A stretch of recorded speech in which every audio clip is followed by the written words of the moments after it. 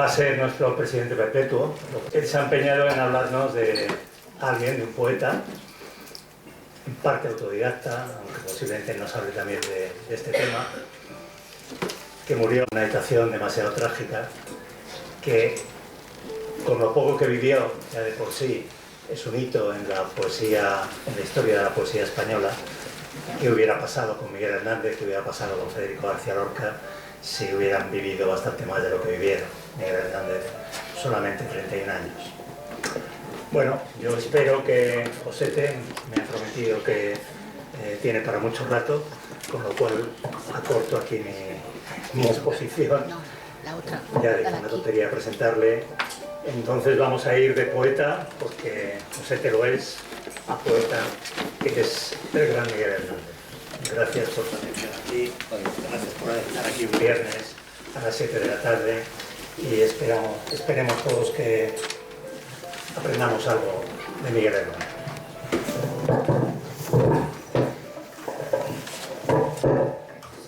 Muchas gracias a todos ustedes y muchas gracias Miguel Ángel, si ustedes...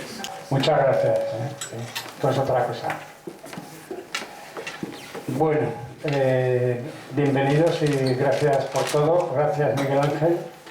Y vamos a hablar de Miguel Hernández Gilabert. Vamos a hablar de una tragedia. Y lo que hay que hacer con las tragedias, a mi juicio, es reflexionar y aprender. Sobre todo aprender.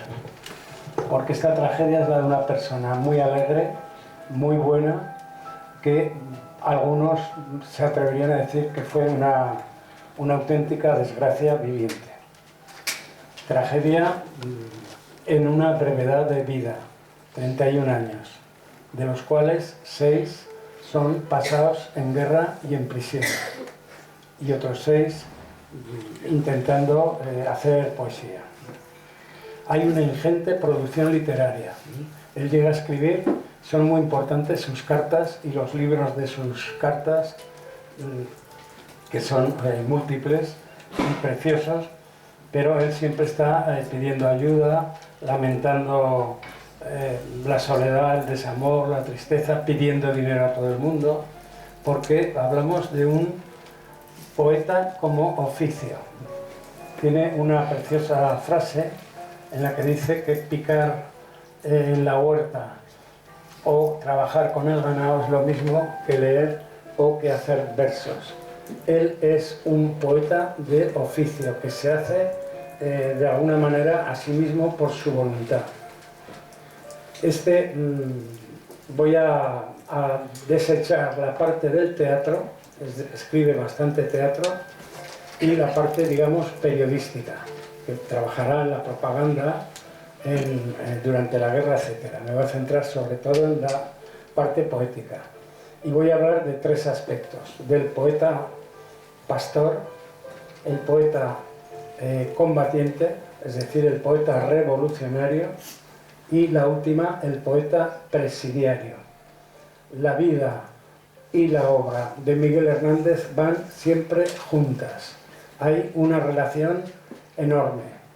Cuando publica su mejor libro, a mi juicio, El rayo que no cesa, cuando lo publica, Juan Ramón Jiménez lo felicita públicamente, escribe y dice: aquí hay un poeta auténtico.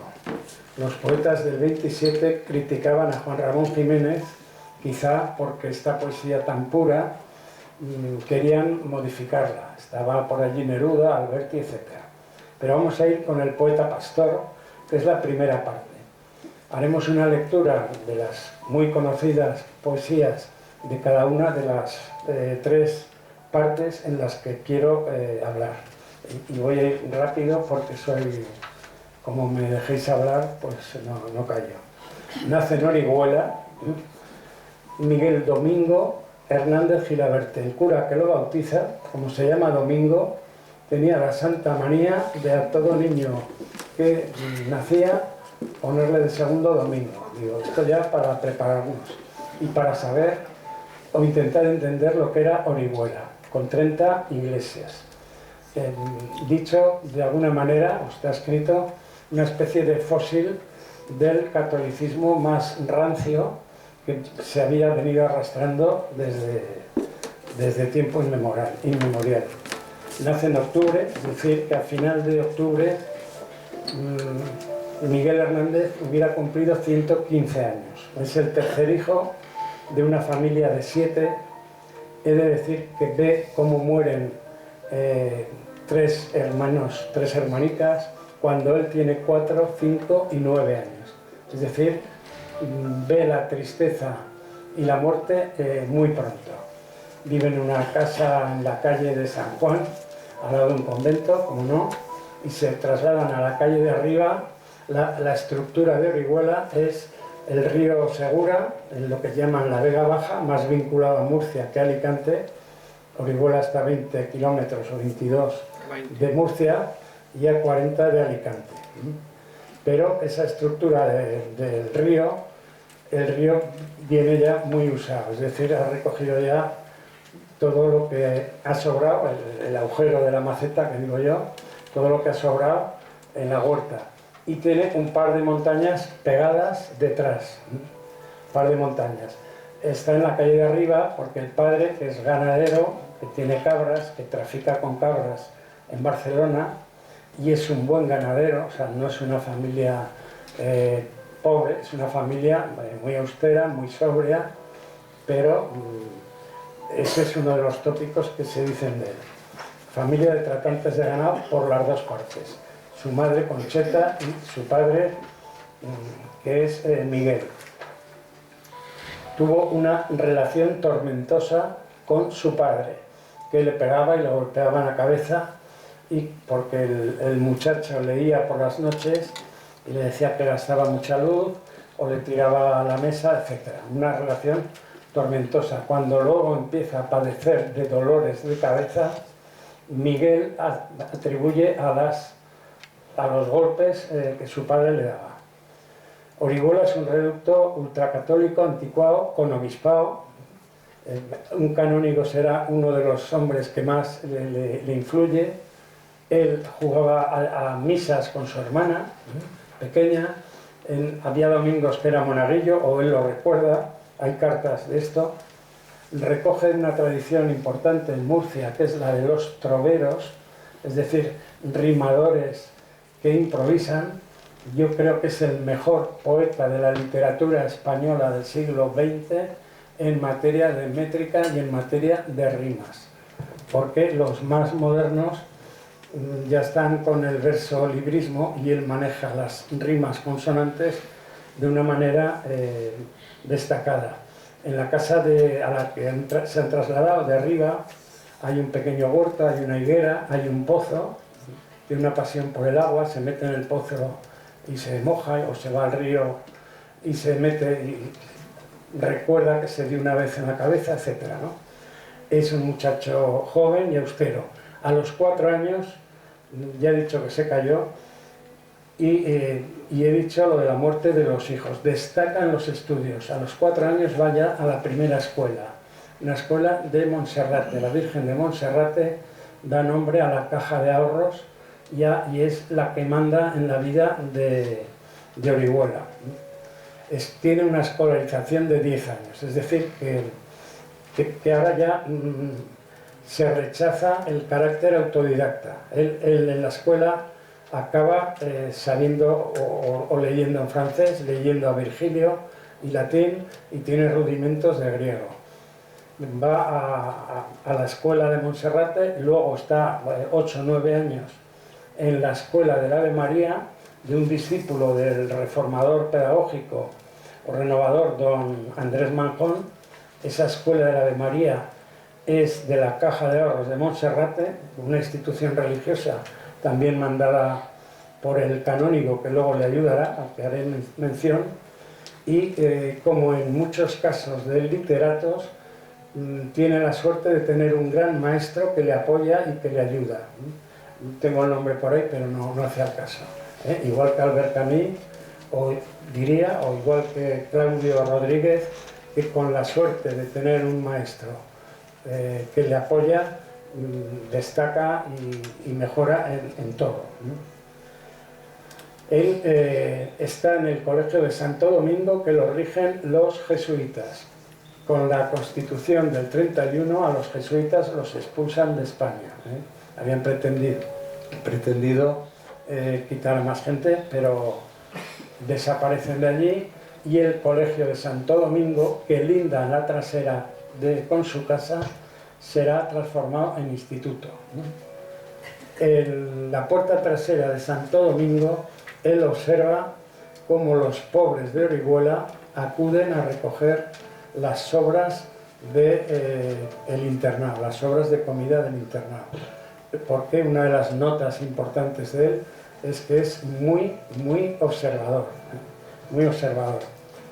Pero cuando tiene 14 años, está ya pues, el tercero de bachillerato aproximadamente, en marzo, su padre lo retira del colegio, con el cuento de que el hijo de un cabrero tiene que ser el pastor de cabras. Y eso le ocasiona un trauma enorme. Estamos hablando de marzo de 1925.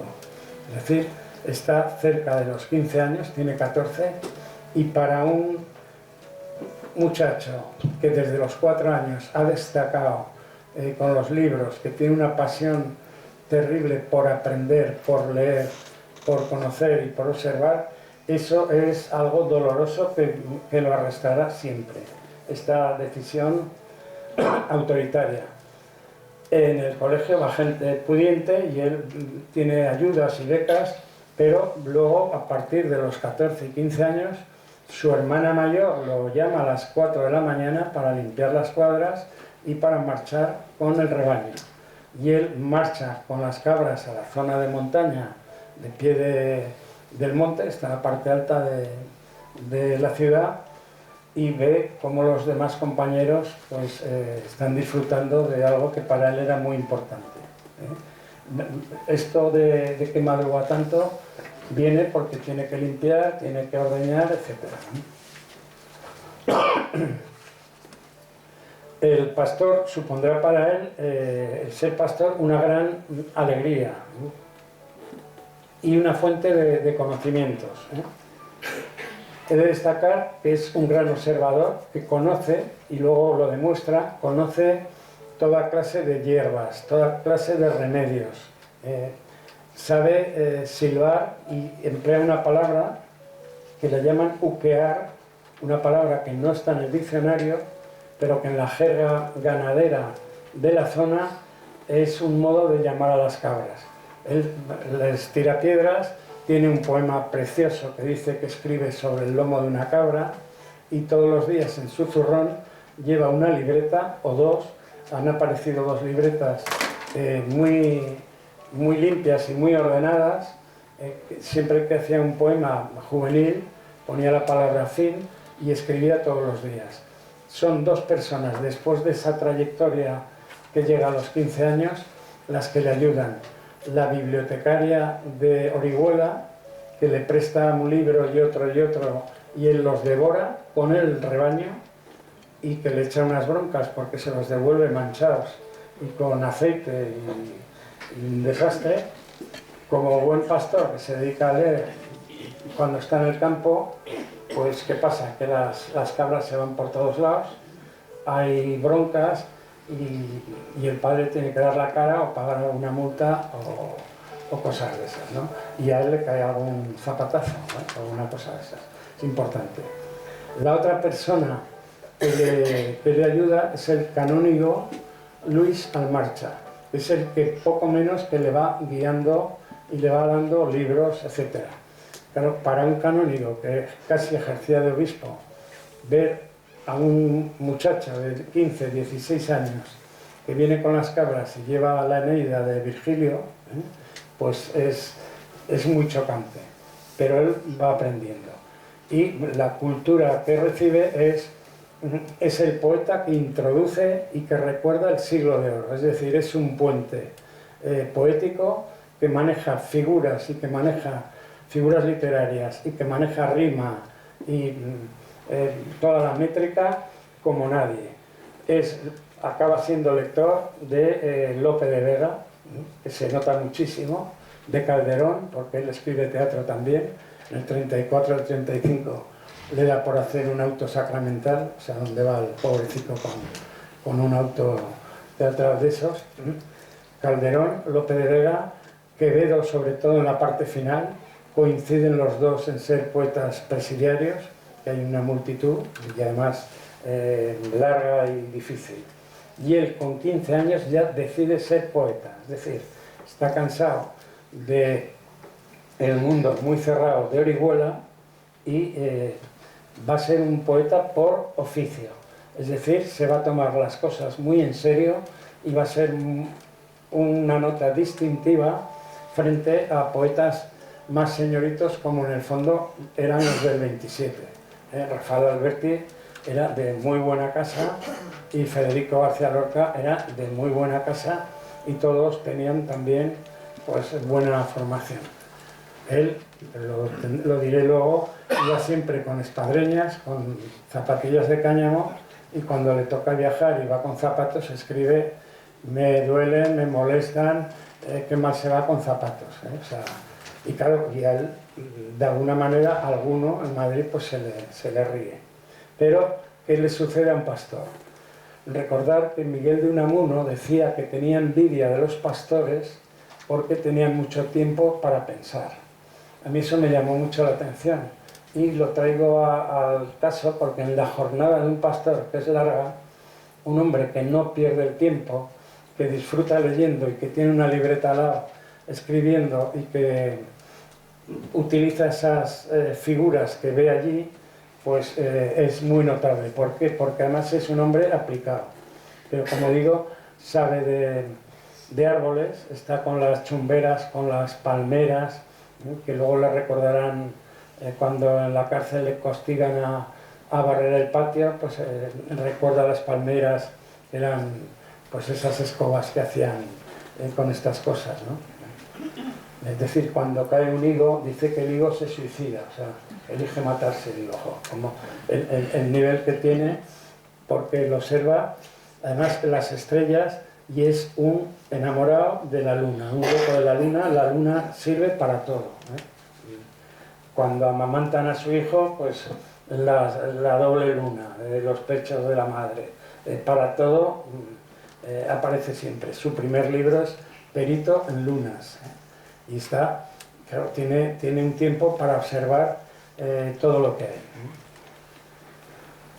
La luna, como digo, aparece en todo y es un poeta de lo cotidiano. El poema de presentimiento que escribe de niño, pues dice que presentimiento, que me iré como el sendero muy melancólicamente, muy pálido, muy ligero, y que será muy temprano. Tal vez no esté todavía el sol en el meridiano. O sea, y pone siempre fin. Cuando hace los poemas siempre dice fin. Bueno, es verdad que, como dice el profesor Agustín Sánchez Vidal, que por cierto era amigo mío y compañero del Colegio Mayor Cervuna, vaya, pues dice que pasa del modernismo romántico infantil ya a una poesía neo-gongorina. ¿Qué le pasa? Cuando decide triunfar como un poeta y como oficio, se va a Madrid. Primer viaje a Madrid, que es un desastre, un fracaso. Pasa hambre, no tiene dinero, hasta 6 meses, pasa frío, coge alguna infección, va con la recomendación de Concha de Albornoz, hija de un exministro de la República y nieta de un personaje importante de Orihuela, que le dice: ten paciencia, ten cuidado, escribe, pero él va todos los días a la Biblioteca Nacional, a pesar del hambre él se refugia ahí. Y en el 27, a final de diciembre, aparece la reunión de poetas del 27 y él dice: los tiros de poesía van por aquí.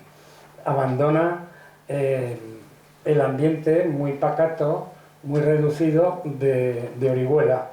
Hay 2 personas que le ayudan, tiene buenos amigos. Uno es su vecino de calle, Carlos Fenol, que es panadero, que se muere su padre y un muchacho con 18 años o 17 se tiene que hacer cargo del negocio de la panadería en la calle. Carlos Fenol es el primero que le apoya de sus amigos. Crean una tertulia que llaman la Tertulia de la Tahona, y Carlos Fenol, Miguel Hernández y otro joven, un poco más joven, pero es el que le ayuda, es José Marín, quienes le apoyan. Tertulia de la Tahona muy importante, porque Fenol hacía pequeñas poesías de tipo publicitario para el periódico local. Y compre no sé qué, que es más barato y lo que sea, y pasará buen rato, etc. Carlos Fenol le introduce también a José Marín, que yo que soy muy espabilado, descubrí que José Marín son las mismas letras de Ramón Seguí, es decir, José Marín se autotitula Ramón Seguí, que es al que luego hará la elegía que leeremos más tarde. Pero antes de decir, él quería ir a la Marina, quería salir del mundo de Orihuela, pero lo declaran excedente de cupo. He dicho que se baña en el río, etc.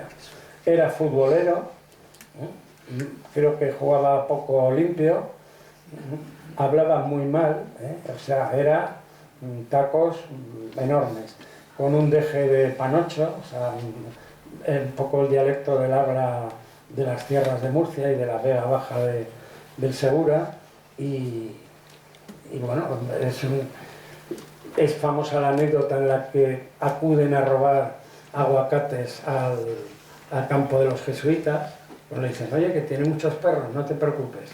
Va a la carnicería, pide toda la carne y todo el menudo, saltan la tapia, le dan de comer a los perros y se llevan todos los aguacates de los curas jesuitas. Es decir, era muy, muy divertido. Y, en fin, las dos personas que le apoyan, sobre todo esa tertulia de la Tahona será muy importante porque Ramón Sige es el hombre que le publicita, que le manda a los periódicos que publica en Alicante, que publica en Murcia, que le presenta amigos. Es muy reaccionario, es un sentimiento religioso como muy antiguo y muy trasnochado, del cual Miguel Hernández se va separando. Tiene una revista importante que se llama El Gallo Crisis, porque hay crisis en toda la década de los 30 con el tema religioso y eclesiástico, etc., ¿no? Pero hay que destacar siempre el ahínco con lo que tiene. Sigel le publica y le anima.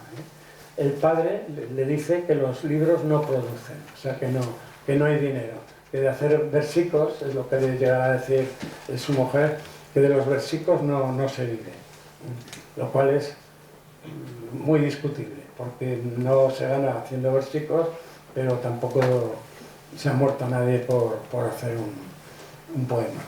Él ya ha estudiado.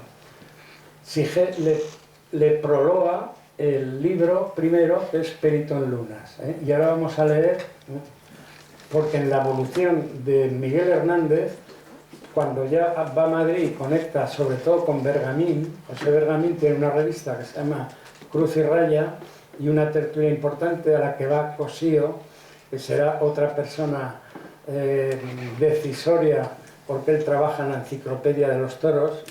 A mí me divierte mucho porque esto de los toros hay gente que le preocupa mucho, y él tiene cientos de alusiones como el toro perdido, burlado por el amor, etcétera, etcétera.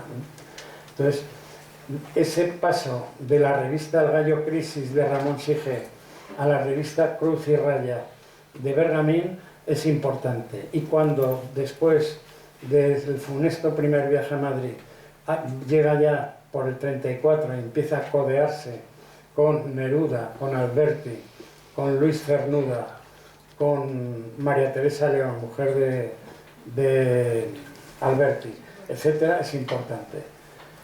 ¿Qué pasa? Él ha tenido ya un atisbo y un compromiso de noviazgo con Josefina Manresa. Primero le gustaba una costurera, que era Carmen Samper, que muy inocente le manda un poema anónimo, y es todo lo que pasa con ella. Por la calle de arriba, que ahora es un museo, Carmen Samper, pero Josefina Manresa trabaja con ella y es la que será su compañera, su esposa, la madre de sus hijos. Con Sige se implica en el homenaje al escritor de Orihuela, porque estudió en el mismo colegio de Santo Domingo, que es Gabriel Miró.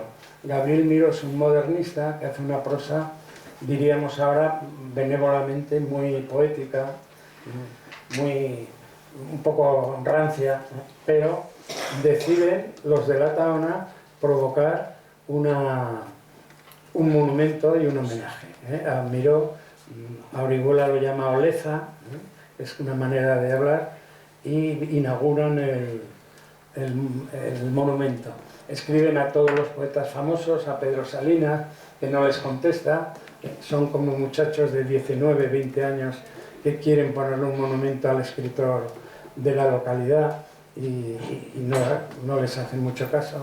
Y la autoridad que va a presentar el acto es nada menos que César Albiñana, que es el gran protofascista o pionero de lo más rancio de la falange. Es decir, estamos en ambientes que están hirviendo, pero de un catolicismo muy reaccionario y muy complicado.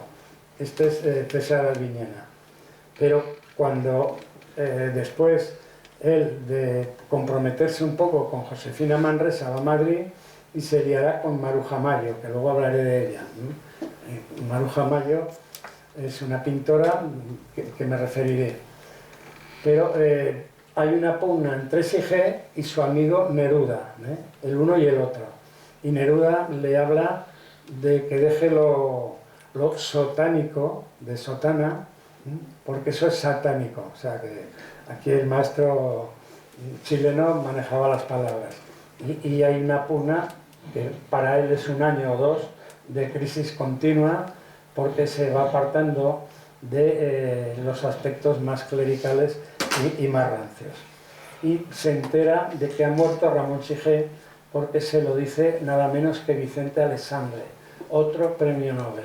El nivel literario que había en los años 30 a 34, 35 de poetas en España, con don Federico García Lorca para empezar, que le repelía, y también diré algo, era extraordinario. Entonces, cuando se entera que ha muerto Sige y que han estado un poco reñidos, porque Neruda hace una revista, El Gallo Verde para Poesía, ya no me acuerdo cómo se llama, y solo tiene un ejemplar y no se lo manda a Sige. Y el otro le reprocha que no me has mandado la revista y que te estás apartando, etc. Entonces se coge un gran disgusto, una gran llorera, porque Ramón Sige era el que le había empezado a publicar y a empujar para que escribiera. Muere rápidamente, su novia era hermana de Carlos Fenol, o sea, eran todos de la misma peña, pero así está. Si os parece, leemos el poema de Elegía, y he de decir que está publicado en su mejor libro, que es El rayo que no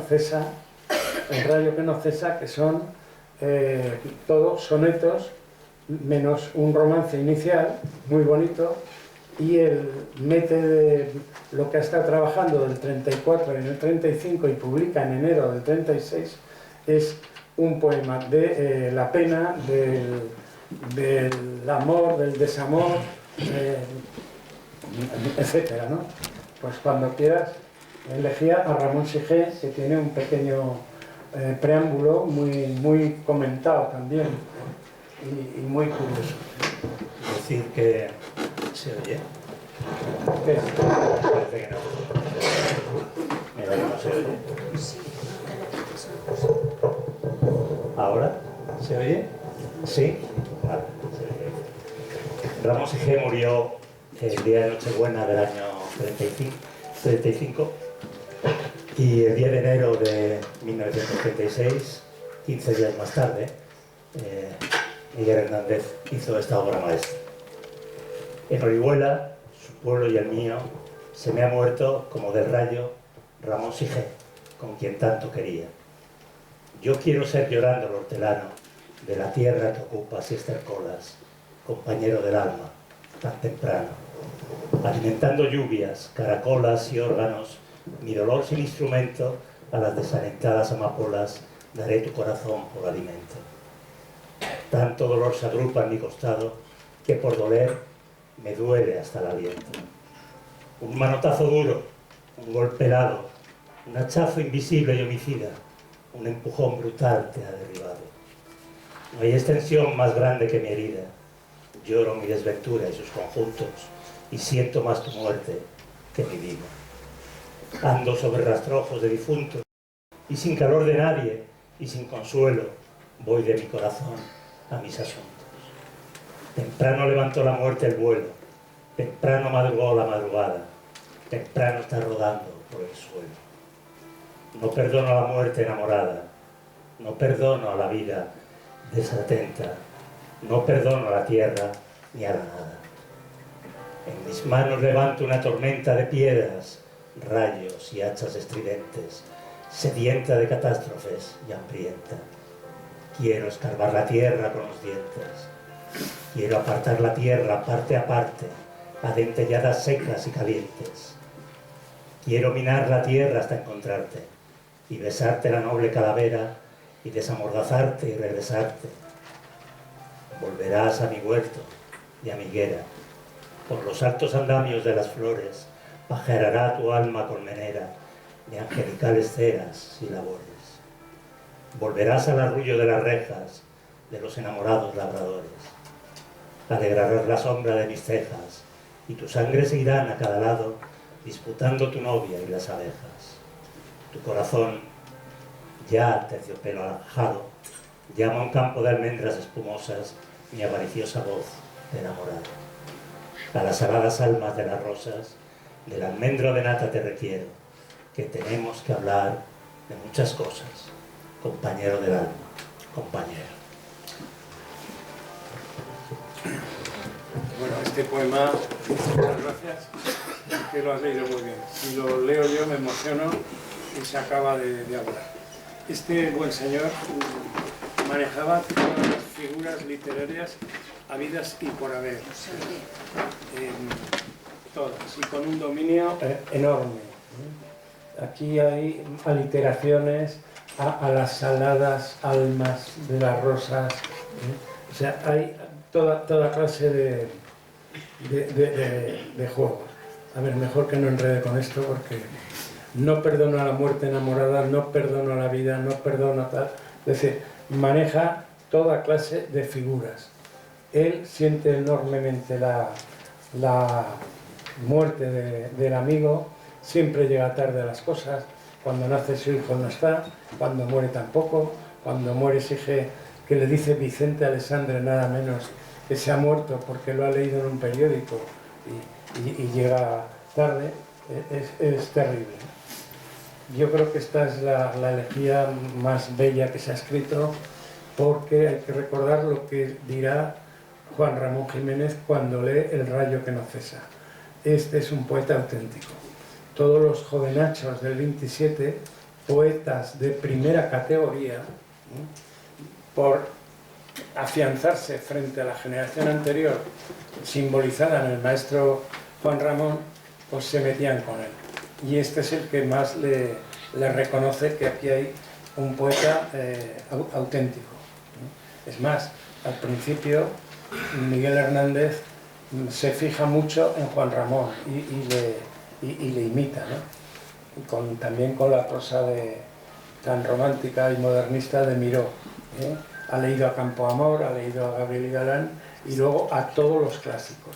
Como dice el profesor García Maestro, la puerta para entender a Lope de Vega y a Góngora y a Calderón y a Quevedo, de primera línea, es Miguel Hernández. ¿Qué pasa después del primer viaje a Madrid tan funesto? Que como oye lo del 27, que era la celebración del tercer centenario de Góngora, le imita con las octavas reales, con las décimas y con los sonetos que manejaba Góngora. Y entonces Perito en Lunas, que primero se iba a llamar Poliedro, y que es una literatura absolutamente difícil, que son acertijos, que son adivinanzas y que discuten 40 y 50 y 60 años después qué es lo que ha querido decir, porque imita a Góngora. Son 42... ¿Me oís? Sí. Son 42 octavas reales, es decir, en decasílabos, con rima consonante, y con 8 versos. Sige es precisamente el que le prologa el libro, que también es incomprensible, escriben para ellos. ¿Y quién le financia el libro que hace en Murcia? El canónigo Luis Almarcha.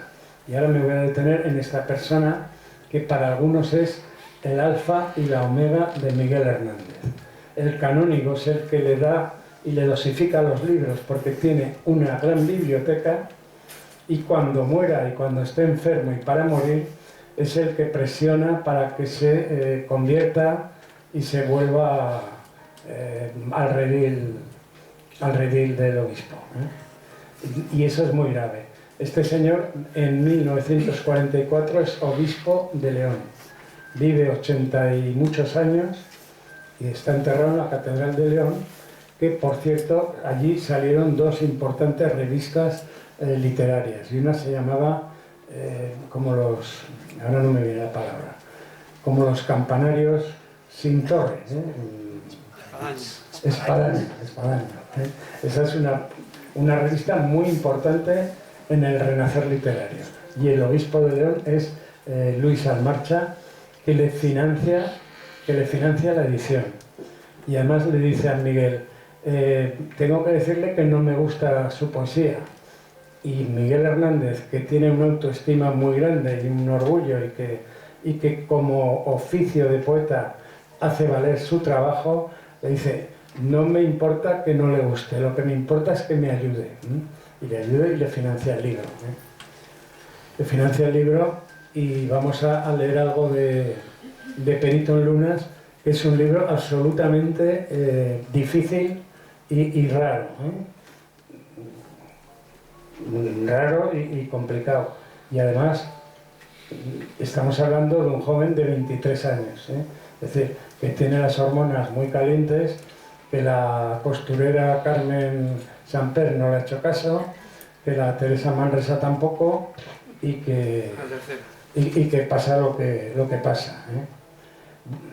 Además, el libro de Perito en Lunas no tenían título los poemas, no tenían título.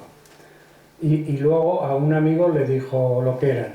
Entonces hay 2, y uno es el que se cita mucho, es la 10, la octava 10, que la voy a leer y luego la explicaré muy deprisa. Dice, a un tic-tac, si bien sordo, recupero la perpendicular morena de antes, bisectora de 0 sobre 0, equivalentes ya y equidistantes. Clama en imperativo por su fuero, con más cifras y pocas por instantes, pero su situación extrema en suma, sin vértice de amor, Holanda espuma. Esto lo lees y nadie entiende nada. Y es una octava del joven, pues de la masturbación, el tic-tac, la perpendicular morena, el vértice de amor es el sexo de la amada, la Holanda espuma, pues es, etcétera. De estas hace muchas. Y lo digo porque es curioso que el que le financia la obra es el canónigo y el que hace de obispo, y él, como es gongorino, hace unas metáforas y tal que son imposibles de entender. Es más, los catedráticos de literatura que están glosando todas estas historias dicen que hay que leer toda la obra para ver por dónde salen las palabras, etcétera. ¿No? Un tic-tac, pues que es un tic-tac. El vértice de amor, pues es el vértice de amor. La bisectriz, la equidistancia, los 2 ceros, pues, etcétera. Voy a ir deprisa porque si no me enrollo. Agustín Sánchez Vidal, que era amigo y compañero de colegio, dice, del modernismo regionalista trasnochado pasa al neogongorismo. y recibe los ecos de la celebración del tercer centenario de Góngora. Pero él maneja todos los tropos, las aliteraciones, las repeticiones de sonido, las anáforas, todo, los hipérbaton, exageraciones, en fin, etc. Ese fracaso de Madrid le sirve para que en el 33, 34 y 35 empiece a hacer sonetos. Es decir, pasa de las octavas reales, que son complejas, hace muchas décimas, porque tiene una producción poética ingente, cualquier cosa que ve la transforma en poesía, y en poesía rimada, por esa cultura popular trovera, y así se nota. Y se encuentra con lo que se llama la Escuela de Vallecas. La Escuela de Vallecas la integran tres personas sobre todo. Una es Maruja Mayo, que por cierto tiene una exposición ahora en Madrid. Es una de las sin sombrero, es de las primeras mujeres que se quitó el sombrero y las trataron de todo, las pusieron a parir, ¿no? Una grandísima pintora, ¿no? Aquí tenéis cuadros de ella, y se caracteriza por asumir la modernidad, todo lo que llega de Francia, ¿no? Del cubismo, todas esas formas, hacer lo suyo y coger el surrealismo, y se definen porque van al campo y están todo el día en el campo. Es decir, Madrid les parece muy grande y van al campo. Pero Maruja de Mayo, ¿con quién se encuentra? Pues con uno que viene del campo y que va vestido de labrador, de campesino, etc. Y se encuentran. Tienen un romance larguísimo, ella tiene 8 años más que él, y él descubre la sexualidad y el amor con esta mujer que había sido novia durante 6 años, había sido novia de Rafael Alberti. Pero Rafael Alberti, no quiero que esto parezca el hola, pero yo me atrevo a decir que la mejor poesía de Rafael Alberti coincide cuando está con Maruja Mayo, que es esta señora de aquí detrás, y esta jovencita que está aquí en el recuadro derecho. Grandísima pintora.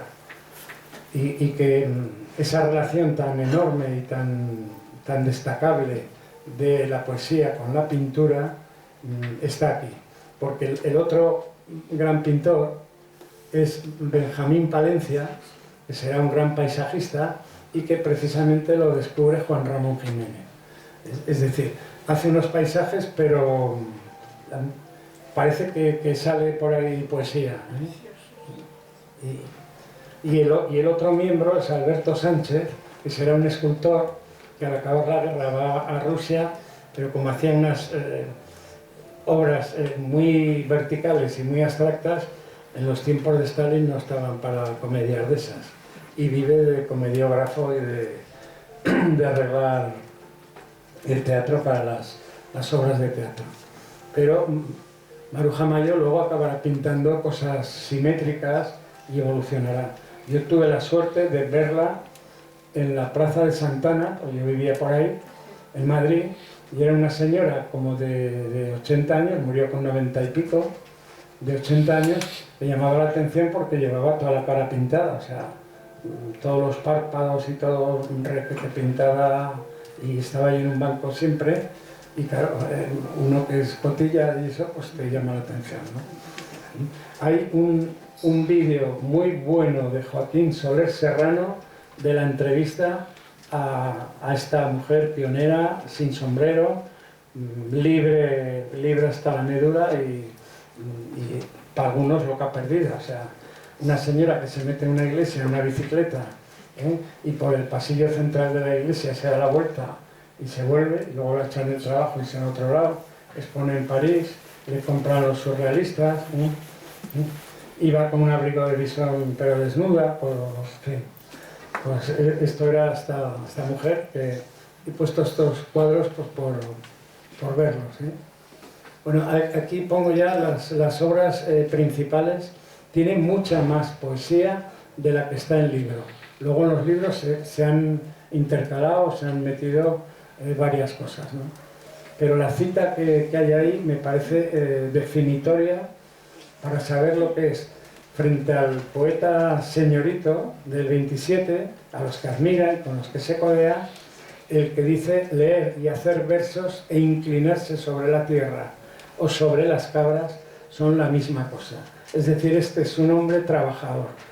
No haces en decasílabos, en sonetos o en octavas, de cualquier manera. O sea, te puedes pegar un día buscando palabras y buscando sonidos, imágenes, musicalidad, etc., ¿no? He de decir que Alberti y su nueva novia, María Teresa de León, ¿no?, que luego contaré otra anécdota terrible, y además que no es muy cordial la relación, pero con los que luego se inscribirán en el Partido Comunista de España, le influye mucho. Y saben que Federico García Lorca lo repelía. Alberti dice que olía a cabra y que llevaba una chaqueta de pana y que iba mal, y los otros iban como dandis, como señoritos. Y García Lorca, donde iba Miguel Hernández, no acudía. Luego se respetan y se cartean. Hay un libro entero de todas las cartas de él, y ahí están. Pero claro, Miguel Hernández, cuando decide ser poeta y ser poeta como oficio, dice, es decir, vivir de la escritura, del trabajo de la escritura, dice, yo tengo que hacer prosa, tengo que hacer poesía y tengo que hacer teatro. Y él hace teatro, o sea, él hace teatro. Bueno, vamos a la segunda parte, que ya va la cosa rápida, cuando viene la guerra. Es decir, en enero del 36, él ya es muy famoso, es muy conocido, es joven, o sea, tiene 26 años, ya tiene algún homenaje en Alicante, etc. Ya va todos los días, pasea con María Zambrano, que es la de la izquierda, se hacen muy amigos por las misiones pedagógicas en las que trabaja Miguel Hernández durante un tiempo, visita Castilla y zonas de Valencia. María Zambrano ya es una reconocida filósofa, muy importante, hija de Blas Zambrano, que era profesor de Segovia. Esta del medio es el otro gran amor platónico e idealizado de María Cegarra, que es una poeta que vive en La Unión, cerca de Cartagena, tiene calle, tiene monumento y tiene libros de poesía, y es importante. Y Miguel Hernández le distribuye algún libro y se lo manda a los santones de Madrid. Llamo a los santones a Alberti, a Alessandre, a Neruda, o sea, ¿de qué gente estoy hablando? Bergamín y las tertulias de Cosío, etc., ¿no? Vamos con la guerra, es decir, empieza la guerra. A Miguel Hernández lo detienen una vez porque está paseando por Madrid, y por la zona, va con sus espardeñas, con su pantalón de pana y su chaqueta de pana, y vestido como siempre ha ido. Le dicen que se identifique la Guardia Civil, no se identifica, no lleva la cédula y lo detienen. Y entonces dice, ¿qué es usted, escritor? Y entonces se creen que les está tomando el pelo y lo llevan a comisaría. Y allí, pues el que lo detiene debía ser tan tieso como el otro, caen palos y paliza y tal. Y hay una carta de todos los superbuenos protestando por la detención de Miguel Hernández. Otra vez lo detendrán porque cuando no tenía dinero, había unos billetes para viajar en tren de favor, pero eran nominales, y uno le da el billete y se ahorra el dinero. Le piden la documentación por las pintas que tiene, ven que no es él y se pega una noche en el cuartelillo de Alcázar de San Juan. Ya son 2 detenciones. Y ahí no le pasa nada, pero tienen que mandarle dinero para poder pagar.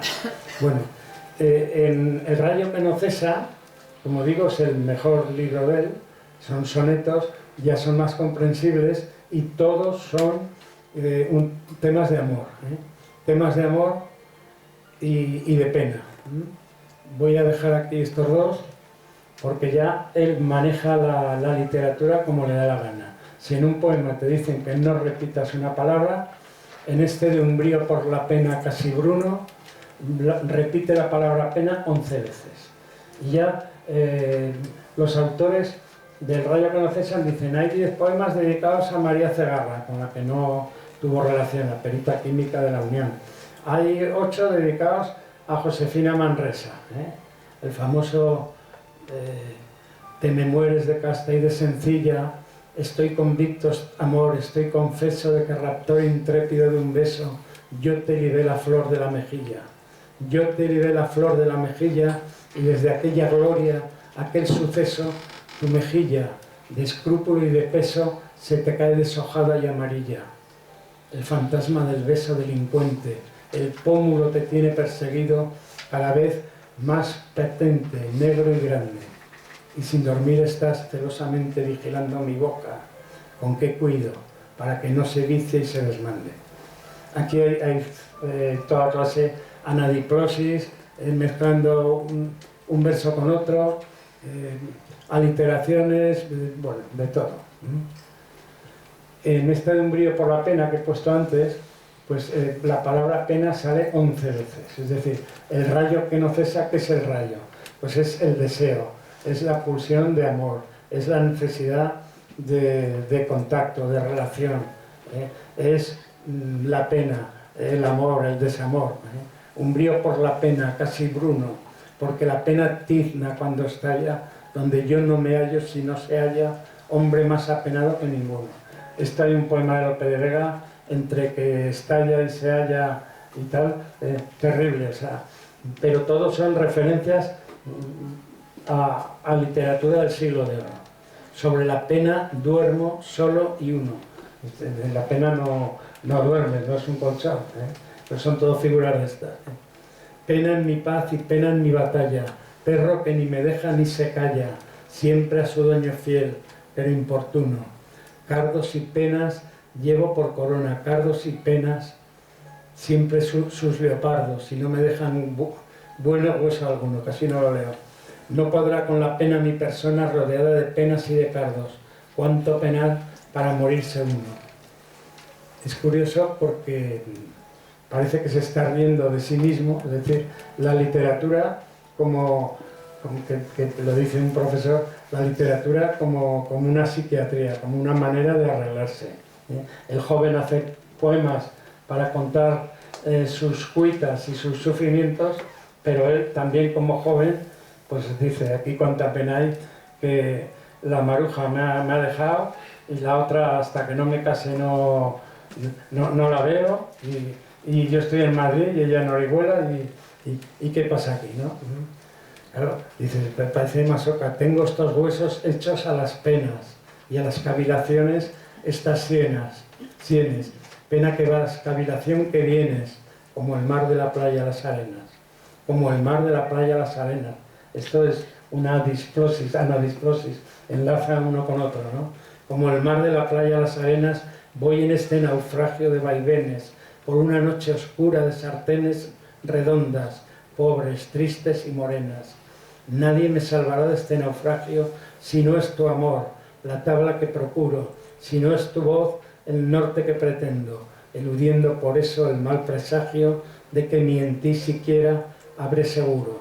Voy entre pena y pena sonriendo. Te me mueres de casta, que es muy famoso, pues ahora lo fusilarían porque es un beso robado, o sea que yo te libré la flor de la mejilla sin pedir permiso, pues manos arriba, En fin. Bueno, vamos rápido. En el Madrid entonces aparecen dos obras de arte que le transforman y que le chocan. Una es Residencia en la Tierra, de Pablo Neruda. Pablo Neruda lo considera en alguna manera un discípulo de él, y es justo lo contrario que Ramón Sige. La otra es de su fiel y íntimo amigo y gran compañero Vicente Aleixandre. Estamos hablando de dos premios Nobel, Pablo Neruda, chileno, y Vicente Aleixandre. La obra La destrucción o el amor. Es un título ya para emocionar, La destrucción, el amor, el eros o el thanatos, el bien y el mal, O sea, vaya titulito que se pega don Vicente Alessandre, que tenía un riñón, estaba muy delicado, siempre recibía a todos los poetas, y es él, cuando se casa le regala un reloj de oro, que cuando Miguel Hernández, me salto todo, cuando Miguel Hernández huye al acabar la guerra a Portugal, entra en Portugal, tiene que vender ese reloj, el que se lo compra lo delata y lo denuncia. Y daban 5 pesetas por denunciar a un rojo en Portugal para trasladarlo, ¿no? Ese es el Vicente Alessandre, enorme poeta. Lo digo porque, por ejemplo, Neruda polemiza muchísimo con Juan Ramón. Hay unos debates que a mí me parecen fuera de lugar entre las referencias a las flores de los almendros, que sería como una alegoría de la pureza, de la castidad, de un sentido espiritual y religioso, la flor del almendro, frente a las amapolas. Y tienes a muchos profesores de universidad discutiendo que si las amapolas, que si la flor del almendro. En la elegía de Sige, al final, hay alusiones a estas flores, porque todo va casi como en clave, estas polémicas.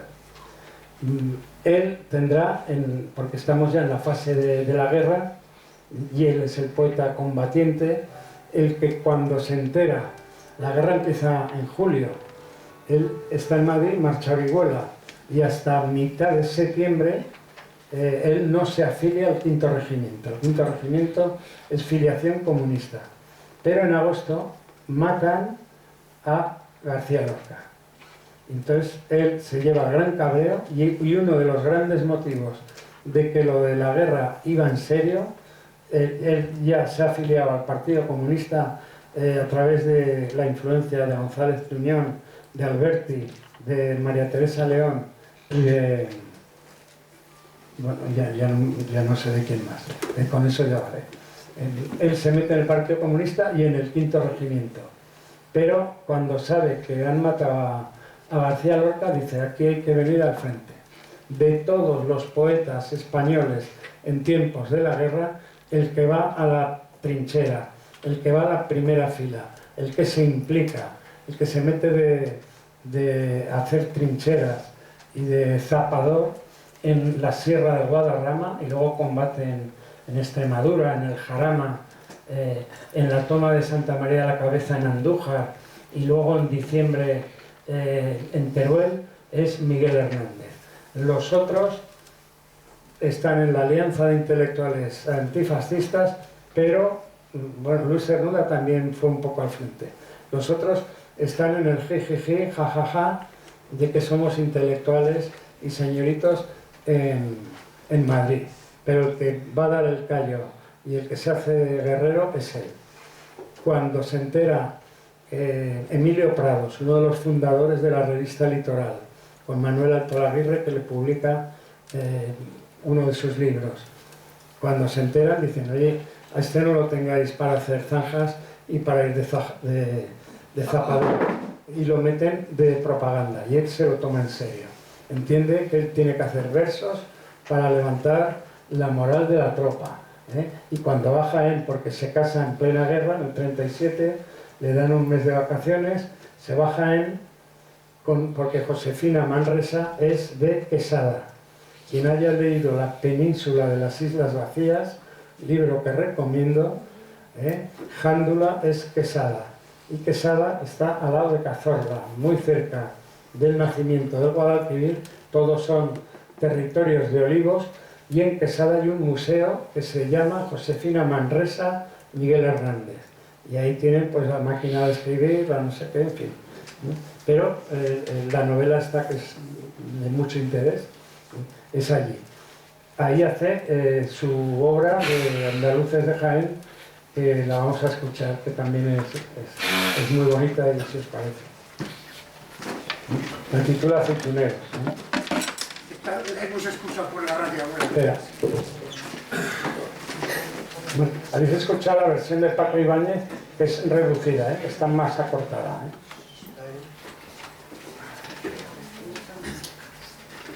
¿Sí bien? ¿Hola? ¿Está bien ahora? Bueno, como decía, buenas veces la hemos escuchado por la radio, esta canción todos la conocemos, ¿no? Andaluces de Jaén, aceituneros altivos, decidme en el alma quién levantó los olivos. No los levantó la nada, ni el dinero ni el señor, sino la tierra callada, el trabajo y el sudor. Unidos al agua pura y a los planetas unidos, las tres dieron la hermosura de los troncos retorcidos. Levántate, olivocano, dijeron al pie del viento, y el olivo alzó una mano poderosa de cimiento. Andaluces de Jaén, aceituneros altivos, decidme en el alma quién amamantó los olivos. Vuestra sangre, vuestra vida, no la del explotador que se enriqueció en la herida generosa del sudor. No la del terrateniente que os sepultó en la pobreza, que os pisoteó la frente, que os redujo la cabeza. Árboles que vuestro afán consagró al centro del día, eran principio de un pan que solo el otro comía. ¿Cuántos siglos de aceituna, los pies y las manos presos, sol a sol y luna a luna, pesan sobre vuestros huesos? Andaluces de Jaén, aceituneros altivos, pregunta mi alma, ¿de quién son esos olivos? Jaén, levántate brava, abre tus piedras lunares, no vayas a ser esclava con todos tus olivares. Dentro de la claridad del aceite y sus aromas, indican tu libertad, la libertad de las lomas. Bueno, es ya lo hace muy bien. No hay nada como hacer teatro en los grupos municipales para ser un buen resultado. Y Ángel también. Bueno, la época de Jaén es muy bonita porque está en la tierra de Josefina, están recién casados y tienen un mes de vacaciones.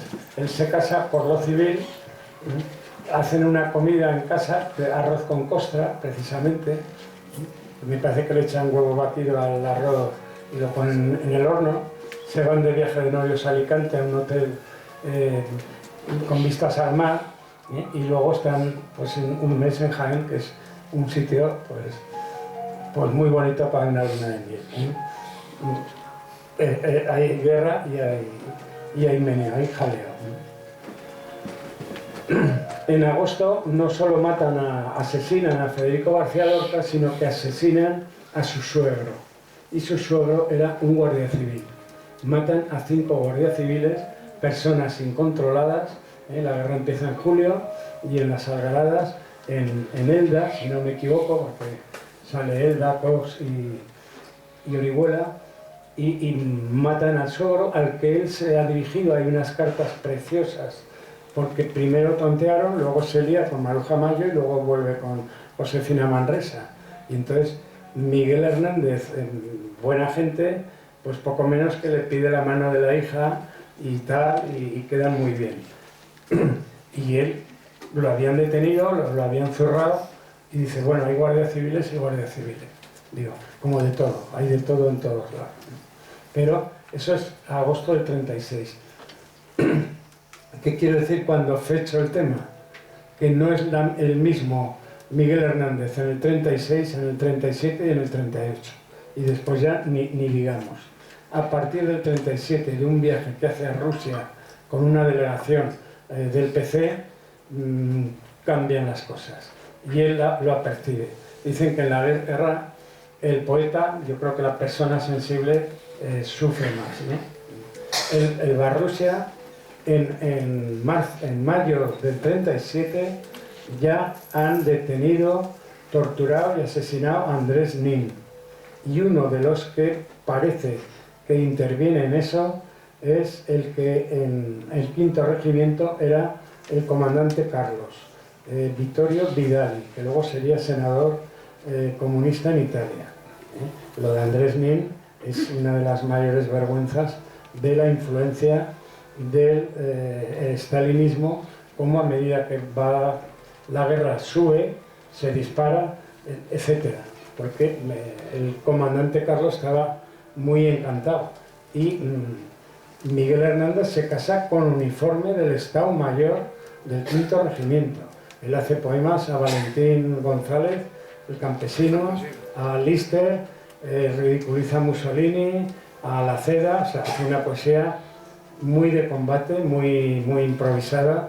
Lo que pasa que para hacerla tan deprisa y tan larga, para leerla en las trincheras, tiene mucha calidad, pero este es el que viene de estudiar y de leer a Góngora, que por cierto se diferencia de las octavas de Góngora, acuden todas a la mitología griega, y lo que hace Miguel Hernández es hablar de la palmera, de la higuera, de la luna, del aire, del agua, del mar, y es decir, apenas no hay referencias a la mitología, pero sí a la naturaleza.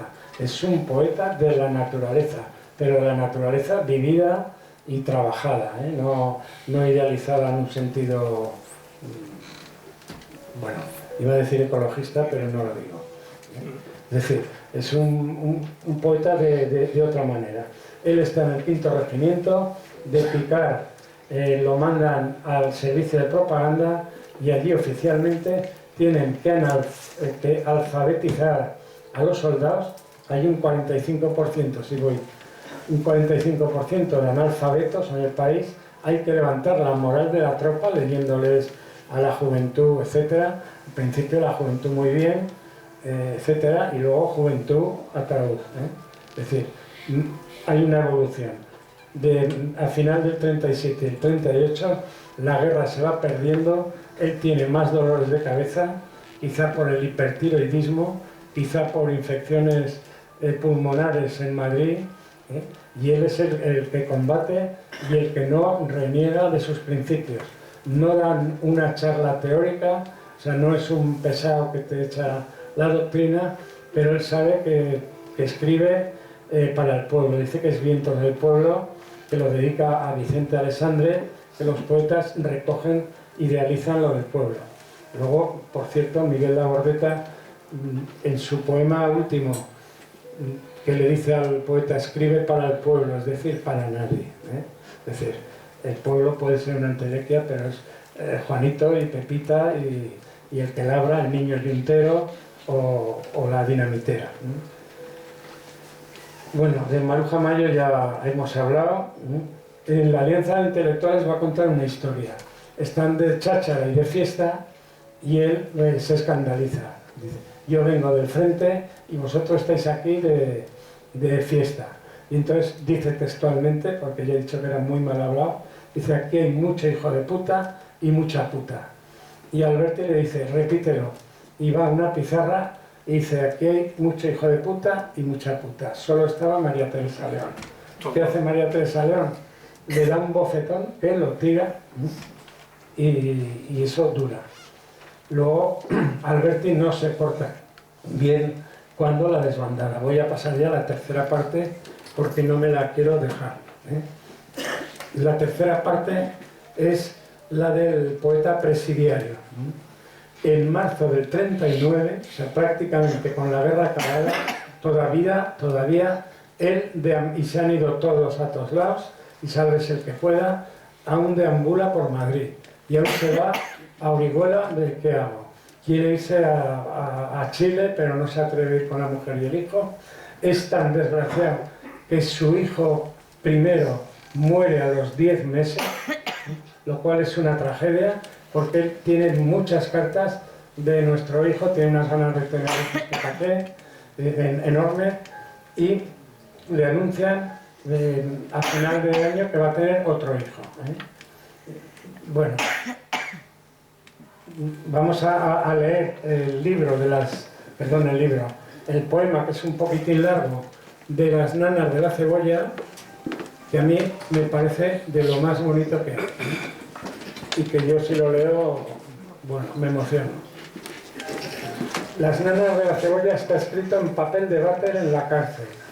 Está escrito con lápiz. No tenía título. y se lo da a un recluso para que lo guarde y lo cuide. Y ese recluso es el que titula el poema.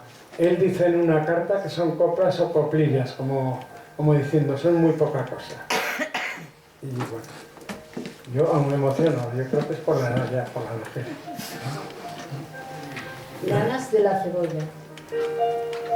La cebolla es escarcha ceraza y pobre, escarcha de tus días y de mis noches. Hambre y cebolla, hielo negro y escarcha, grande y redonda. En la cuna del hambre mi niño estaba, con sangre de cebolla se amamantaba, pero tu sangre escarchada de azúcar, cebolla y hambre. Una mujer morena, resuelta en luna, se derrama hilo a hilo sobre la cuna. Ríete, niño, que te tragas la luna cuando es preciso. Alondra de mi casa, ríete mucho. Es tu risa en los ojos la luz del mundo. Ríete tanto que en el alma al oírte bata despacio. Tu risa me hace libre, me pone alas. Soledades me quita, cárcel me arranca. Boca que vuela, corazón que en tus labios relampaguea. Es tu risa la espada más victoriosa, vencedor de las flores y las alondras, rival del sol, porvenir de mis huesos y de mi amor. La carne aleteante, súbito el párpado, el vivir como nunca coloreado. Cuánto jilguero se remonta, aletea desde tu cuerpo. Desperté de ser niño, nunca despiertes. Triste llevo la boca, ríete siempre, siempre en la cuna defendiendo la risa, pluma por pluma. Ser de vuelo tan alto, tan extendido, que tu carne parece cielo cernido. Si yo pudiera remontarme al origen de tu carrera. Al octavo mes me ríes con 5 azares, con 5 diminutas ferocidades, con 5 dientes como 5 jazmines adolescentes. Frontera de los besos serán mañana, cuando en la dentadura sientas un arma, sientas un fuego correr dientes abajo, buscando el centro. Vuela, niño, en el doble luna del pecho, el triste de cebolla, tú satisfecho.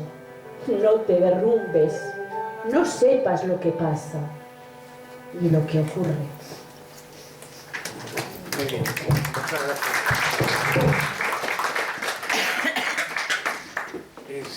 Es curioso que en el lenguaje, Entre comillas, poético y lírico, llega a decir no sepas lo que pasa ni lo que ocurre. Es decir, él está empleando ya el lenguaje vulgar, lenguaje de la calle, nada de alegorías ni de bongorismos ni de historias raras. No sepas lo que pasa, ríete y disfruta, trabaja de la risa.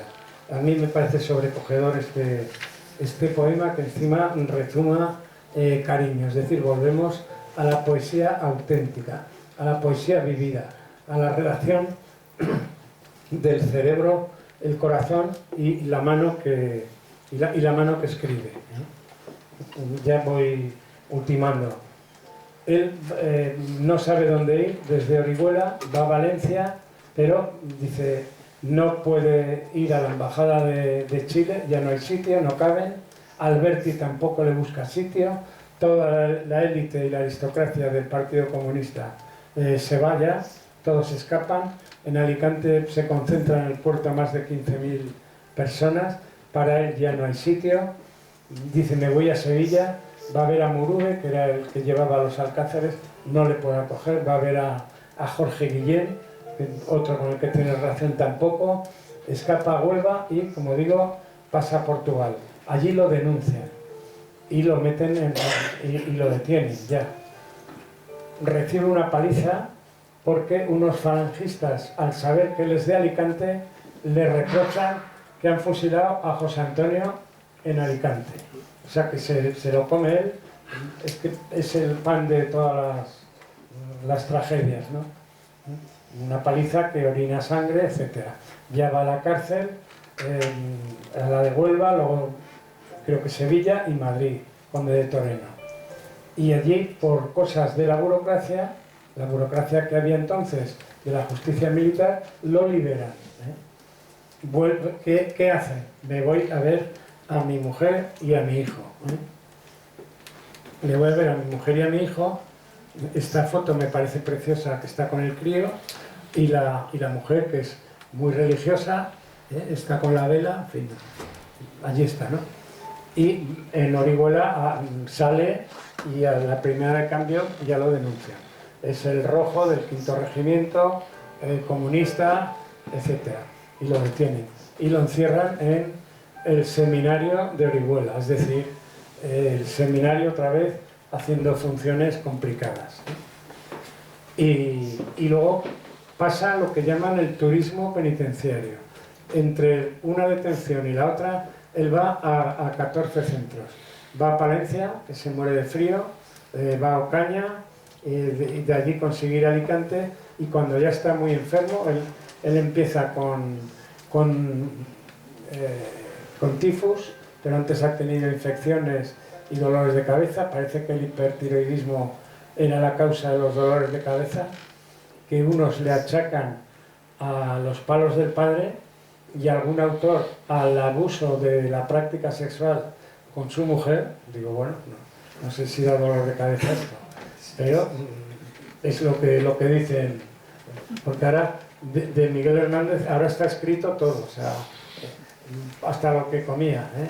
Las nanas de la cebolla llevaban patata, que lo sepáis, era una sopa de patata, cebolla y la patata rallada, y eso tal. Bueno, el caso es que del tifus, lo cual es muy serio, pasa a la tuberculosis. Como dice uno, si no había remedio en la tuberculosis para los que ganaron, tampoco había para los que perdieron, ni para los que tenían posibles y para los que no. Entonces, él tiene pus, pierde la voz, apenas puede hacer nada, y él muere en marzo, en la víspera de la procesión de Las Palmas, precisamente el Domingo de Ramos. Precisamente él escribe mucho de Las Palmas, etc., ¿no? Y aquí en esta foto le he puesto para que veáis qué calzado llevaba, Esta es una foto del año 37, Es decir, él es ya conocido, ya ha recibido homenajes, ya ha escrito en todos lados, ha trabajado en el Cosío, es un taurino de pro, o sea que yo me apunto también ahora que estamos marcados. Y la foto de al lado es la que le hace Antonio Buero Vallejo, con el que coincide cuando está mal en el sanatorio de Benicàssim, y luego coincide cuando a él ya le han hecho el consejo de guerra y lo han condenado a muerte. Y entonces varias personas desde el exterior y desde el interior y varios falangistas interceden para que le conmuten la pena. Es decir, no queremos otro caso como el de García Lorca. No queremos que a uno que no ha hecho más que escribir, pues se lo carguen. Este es un dibujo además precioso de Buero Vallejo, que es el gran dramaturgo, el de Historia de una escalera, el del concierto de San Ovidio, pasado con Elvira Quintillá, al que yo vi en Madrid con una gabardina que yo creo que tenía 40 años. El hombre iba viendo escaparates por la calle del Príncipe, que es una que va a la plaza de Santana, y digo, esta gabardina, si no la ha comprado en el rastro en el año 40, iba ahí, nos cuenta de qué podría vivir, ¿no? Entonces, es el tercer capítulo, poeta pastor o poeta cabrero, que usa eso para presentarse y hacerse valer y hacerse y presentarse y famoso, porque además es verdad, porque cuando el padre lo echa de la escuela, se pega 6 años con el rebaño de cabras todos los días, y son muchas horas para leer a los clásicos. Es el poeta más trabajado, en el sentido de empleado, el que se lo ha tomado en serio, el que lo ha aprendido. El poeta luego revolucionario, porque dice, lo que está pasando aquí solo se arregla desde el frente. Y luego él tiene una contradicción, está defendiendo el amor continuamente, el amor y la armonía, y por otro lado hay una contradicción de tener que ir a la guerra, es decir, frente al amor la guerra. Y dices, bueno, esto no es así. Y fijaros este poema pequeñísimo de Tristes Guerras, cuando está todo muy perdido, tristes guerras si no es amor la empresa, tristes, tristes, tristes armas si no son las palabras, tristes, tristes, tristes hombres si no mueren de amores, tristes, tristes. Es decir, estamos ante el poeta del amor, ante el poeta de la pena y de la tristeza. Es decir, no cabe idealizar la vida, no cabe creerse este romanticismo que no pisa el suelo, y esta necesidad de amor frente a lo peor que puede pasar es precisamente la guerra. El poema de Menos tu vientre, que siempre lo recitamos, es precisamente cuando sabe que va a tener el segundo hijo. Y es otro, es decir, ya no hay figuras literarias, todo es confuso. Es decir, menos tu vientre, todo es confuso, todo es futuro fugaz, pasado baldío. Tu vientre, menos tu vientre, todo es oculto, menos tu vientre, todo inseguro, todo es postrero, polvo sin mundo. Menos tu vientre, todo es oscuro, menos tu vientre, claro y profundo. Cuando sabe que espera el segundo hijo. Porque además de la guerra, de perder la guerra, de perder al hijo, de que le asesinen al suegro, y de esto te viene el tifus y la tuberculosis. Y claro, muere él, como he dicho, en marzo. Y le cantan o le tocan la marcha fúnebre de Chopin.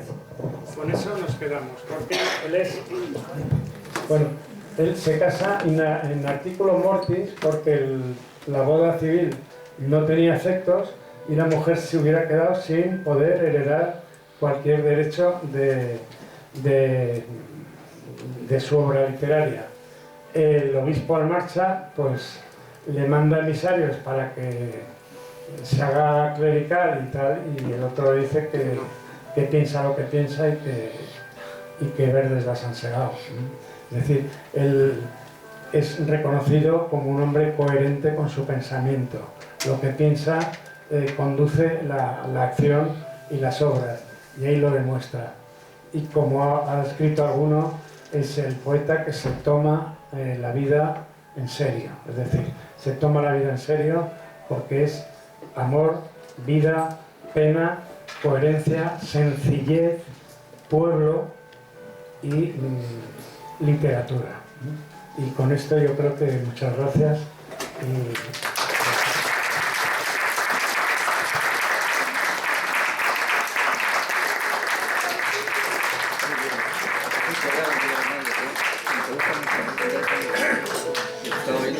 Bueno, no te puedo agradecer la brevedad, pero en fin, muchísimas gracias, porque has hecho una narración. Ha ido muy deprisa.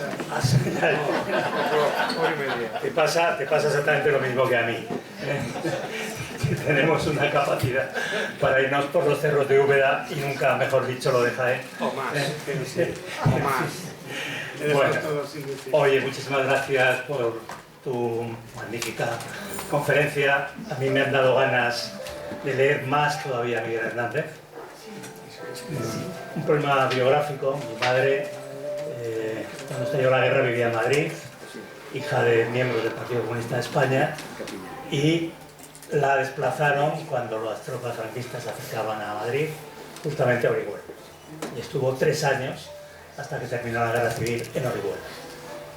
En su recuerdo he paseado mucho por Orihuela, buscando todos aquellos rincones que ella me hablaba de su estancia en Orihuela, tan recordada para ella, tan triste también, no fue todo tan bonito como se cuenta, y por eso cuando has hablado de Miguel Hernández me has obligado a releerme a Miguel Hernández y a pasear por Orihuela otra vez, por esa catedral, por ese Santo Domingo, por ese jesuita, por ese Jesús y María, por ese Jacarilla, en fin, que no solamente es hablar de Miguel Hernández, sino también es hablar de mi propia biografía.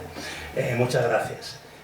Recordaros que el día 16 de diciembre tenemos una audición de poemas de Navidad en la biblioteca de Luis Buñuel, en la plaza de Luis Buñuel, y tenemos también... El día 14 el 14 tenemos un vermú literario, como siempre en el casino, a las 12 de la mañana. Sí, Angélica Morales. Sí. Vendrá nada menos que Angélica Morales, que siempre es un crack, que siempre tiene mucho éxito de